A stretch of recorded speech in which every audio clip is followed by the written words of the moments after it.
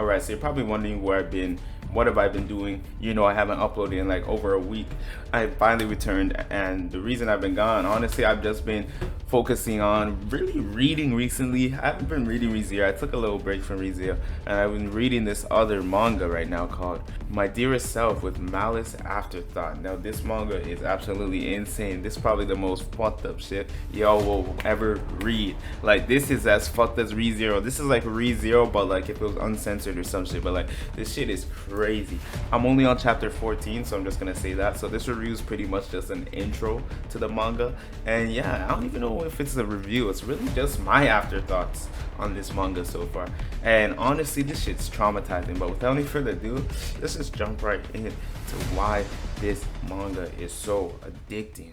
Alright, so to give off a brief summary, we got a character who is just a normal guy, you know, the typical anime virgin, the man who don't get no girls, all that shit. And then all of a sudden, he wakes up with a girl next to him, and she's claiming that she's his girlfriend. And he doesn't understand why, because he has no memory of ever even meeting her. And it turns out, he thought it was a certain day, but it had actually been 3 days after that day. So he wakes up and he's like, wait, what, isn't it? I don't remember what day it was. He's like, isn't it the 25th? And his friend's like, what are you talking about? It's the 28th today.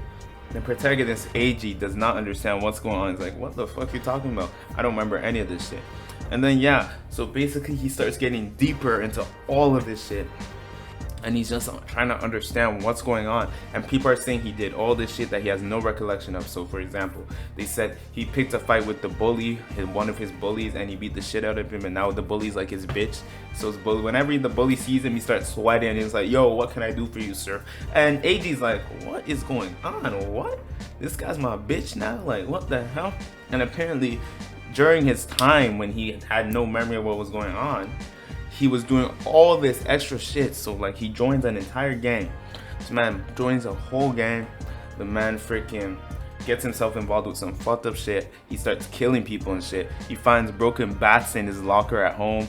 He finds freaking fucked up notes, bloodied weapons, all types of shit that he doesn't know what's doing there. He doesn't understand what's doing there, why it's there.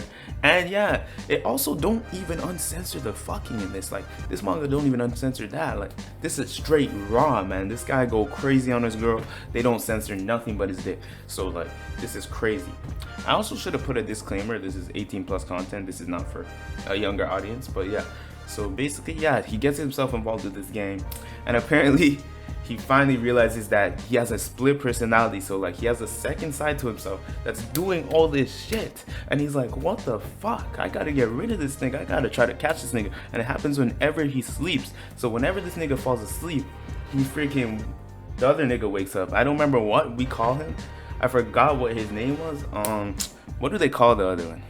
Yeah, so basically, his other side, B2, is freaking super confident, super a lunatic, honestly. Crazy in the head, but like, that man don't give a damn.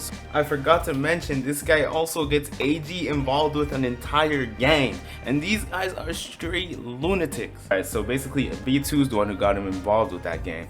So the gang is basically a gang that, you know, they're into a lot of the prostitution business, a lot of dark shit, like dark web shit, you know, black market prostitution, all that shit. And one of Yuji's old girlfriends, before the current one we found in his bed at the beginning of the story, was actually a prostitute in this organization. I think that's where B2 met her, if I am correct. If y'all read this before, y'all can correct me. But yeah, so this nigga sees B2. But yeah, so he basically had this old girl, and then he finds out that that girl was killed. But like, Eiji's finding out that his first girlfriend was killed, even though he has no memory of even having a first girlfriend. He didn't even remember the second one. But yeah, he finds out she was killed. I don't remember why she was killed. I think that's what we're trying to figure out even right now in the story. But yeah, she's killed, and this gang does a bunch of other shit. They torture people, all that shit. I already explained that.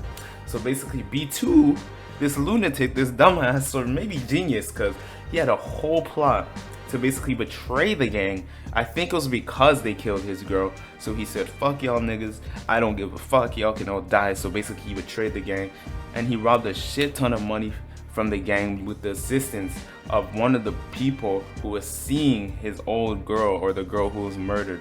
So it was some old guy and he was seeing her. I think he's buying her out for prostitution or some shit. But basically him and B2 do this whole plot where they're trying to fuck up the gang. They're like, yo, fuck y'all niggas. They freaking robbed them. And the gang's trying to figure out who the snake is. So then the gang starts looking into shit. And then Yuji's trying to delete some files that I believe... Why am I calling him Yuji? Eiji tries to delete some files that point the crime towards him, I believe. So he basically does this whole shit where he's trying to sneak in a room, deleting some shit. Or was he grabbing files? Yo, I'm not even gonna lie to y'all, it's been a few days since I read this, but man was trying to do some sketch shit. He was trying to grab information or delete information. Either or, he got caught basically, and they found out our boy Eiji is the rat in the gang. So take in, this gang's no one you want to play with. These guys are straight lunatics. They're torturing people. They're about to freaking put like freaking needles in people's ears. They're about to sear your face alive with flames. Like, all of these things I'm saying, there's no censorship. This video might even get taken down. I don't know if I'm going to show the manga panels because it's a little fucked. It's a little too fucked, but like, zero censorship. Now, every chapter hurts. I'm not going to lie. I gotta explain why this is addicting though. So every chapter hurts. I feel pain. I'm so scared because it's like, fuck. And then now that Eiji's caught, you know the gang leader, because the gang leader's some crazy bald guy with freaking tats and all that shit. So this man's about to go off, and they're like, yo, we figured out it's Eiji. Why don't we just go and kill him? The guy's like, nah, I have something better in store for our boy Eiji, you know, that rat. So if this guy's saying he has something better in store, the man who's torturing people alive, burning their faces, putting needles in people's ears while they're awake and conscious. It can't be good. And I'm scared. I'm genuinely scared. But it's so addicting. The thriller, the excitement. I just need to keep reading more. It's like best way to describe it is spicy food. You know, it burns your mouth, but you still go for that second bite. It burns your mouth even more, but you still go, and eventually you just get numb and you're just enjoying your spicy food. But yeah, it's kind of the same thing. Every chapter hurts. It's like, fuck. And his new girl's such a good girl. Like, she's such a good girlfriend to him. She's so nice to him. She's so supportive. And then he out here had to break up with her, and she still can't believe that he's breaking up with her. And that's why I'm so scared. He already hurt her because he broke up with her, because he doesn't want her to be in danger, but she's still gonna be in danger because the bald nigga knows she's your girl, and the bald nigga's already going after his friends, asking them if they know him. So like, it's just about to be a shit show, man. I think all his friends about to die. I think his girl's about to die.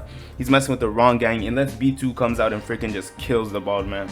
And I don't even know if B2, I don't know if B2 can do it, but you know what? B2's a lunatic. This man can do anything. He's brave enough to betray this whole gang. B2's crazy, man. We better get some panel time with B2, man. I gotta see what this nigga about. But yeah, it's exciting, man. My Dearest Self with Malice, Afterthought. Very addicting thriller manga. That's a quick summary of the 14 chapters I read. I'm just excited to see where this goes, but I had to stop reading for a few days because deadass, I don't know if this even happened in the story. I keep talking about this needle thing with putting needles in your ear. The only reason I'm bringing that up or talking about it, I don't even remember if that was actually in a manga panel, is because I had a dream where some shit like that happened to me. Some nigga was trying to put a needle in my ear. That's nothing to do with this, but like, it was the night I was reading the manga. So the manga kind of fucks up your mind. That's all I'm gonna say. It deadass fucks up your mind, but you know what? I know there's a lot of ReZero watchers in the audience. Yo don't know what mind fucks are, but you know what? This doesn't even compare to ReZero. I'm not even gonna lie. I can read ReZero and sleep tight, but like this is wild, man. But yeah, this is definitely a manga y'all should check out. This shit's fucked. But yeah, I mean, that's a quick summary of the 14 chapters I read. My Dearest Self with Malice, Afterthought. I mean, this has to be the best thriller I've read. This is truly thriller, man. There's a thrill you get from reading every chapter, but it's scary, bro. Like, it's actually scary. And the art looks so real. The art looks so detailed. And the characters look so real. Like, it doesn't even feel like a manga anime art style. It almost feels like I'm actually looking at real Japanese people. So that's why it's kind of like messed up. That's why it's very messed up. But yeah, that's just a quick video on my afterthoughts on My Dearest Self with Malice Afterthought, though. My Dearest Self with Trauma Afterthoughts.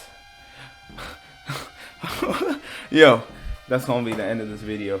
If y'all enjoyed the video, make sure you drop a like. Make sure you comment your thoughts down below. As always, people, have an awesome day. Check out this manga if you want to be scarred for life. And yeah, have an awesome day. And I'm out.